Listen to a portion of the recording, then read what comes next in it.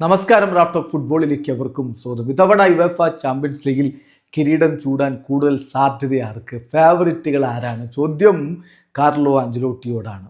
കിരീടങ്ങൾ ഏറെ നേടിയിട്ടുള്ള UCL പലവട്ടം നേടിയിട്ടുള്ള ആഞ്ചലോട്ടിയോട് അദ്ദേഹത്തിൻ്റെ ജന്മനാട്ടിലെ മാധ്യമം ടുട്ടോ സ്പോർട്സാണ് ഇക്കാര്യം ചോദിക്കുന്നത്. അദ്ദേഹത്തിൻ്റെ മറുപടി ചാമ്പ്യൻസ് ലീഗ് ഫേവറിറ്റ്സ് ആരാണെന്നുള്ള ചോദ്യത്തിന് യൂഷ്വലായിട്ടുള്ള ഉത്തരവായി എനിക്ക് പറയാൻ പറ്റുക ദി യൂഷ്വൽ റയൽ മാഡ്രിഡ്, ഏറ്റവും അധികം സാധ്യത റയലിന്, പിന്നെ PSG, Manchester city and Bayern Munich. ഈ 4 ടീമുകൾക്കാണ് ഇത്തവണ യുവേഫ ചാമ്പ്യൻസ് ലീഗ് കിരീടത്തിന് ഏറ്റവും അധികം സാധ്യത എന്ന് കോച്ച് കാർലോ ആഞ്ചലോട്ടി പറയുന്നു. അതോടൊപ്പം തന്നെ അദ്ദേഹത്തിൻ്റെ കീഴിൽ റയലിൽ മികച്ച പ്രകടനം നടത്തിയ ലൂക്കാ മോഡ്രിച്ച് 40 വയസ്സ് കഴിഞ്ഞിട്ടും ഇപ്പോൾ AC മിലാനിൽ ചേക്കേറിയിട്ട് മികച്ച പ്രകടനം നടത്തുകയാണ്. അതിനെക്കുറിച്ച് മുൻ AC മിലാൻ കോച്ച് കൂടിയായിട്ടുള്ള ആഞ്ചലോട്ടി പറയുന്ന വാക്കുകൾ നോക്കുക. ലൂക്കാ മോഡ്രിച്ചിൻ്റെ പ്രകടനം എന്നെ അത്ഭുതപ്പെടുത്തുന്നില്ല. ഒരിക്കലും അദ്ദേഹം ഒരു ട്രെയിനിങ് സെഷൻ പോലും റയൽ മാഡ്രിഡിലായപ്പോൾ മിസ് ചെയ്തിട്ടുണ്ടായിരുന്നില്ല.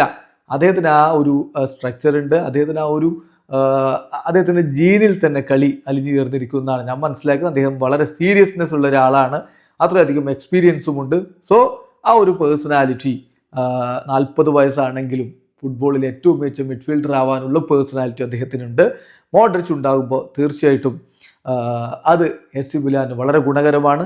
ഈ കാര്യത്തിൽ അവരൊരു ഗ്രേറ്റ് സൈനിങ് ആണ് നടത്തിയിട്ടുള്ളത് എന്നുകൂടി ഇപ്പോൾ കോച്ച് കാർലോ ആഞ്ചലോട്ടി പറഞ്ഞു വെക്കുന്നു. വീഡിയോ അവസാനിക്കുന്ന ഫുട്ബോൾ ലോകത്ത് കൂടുതൽ വിശേഷങ്ങളുമായി റാഫ്റ്റ് ടോക്സിൽ എത്താം.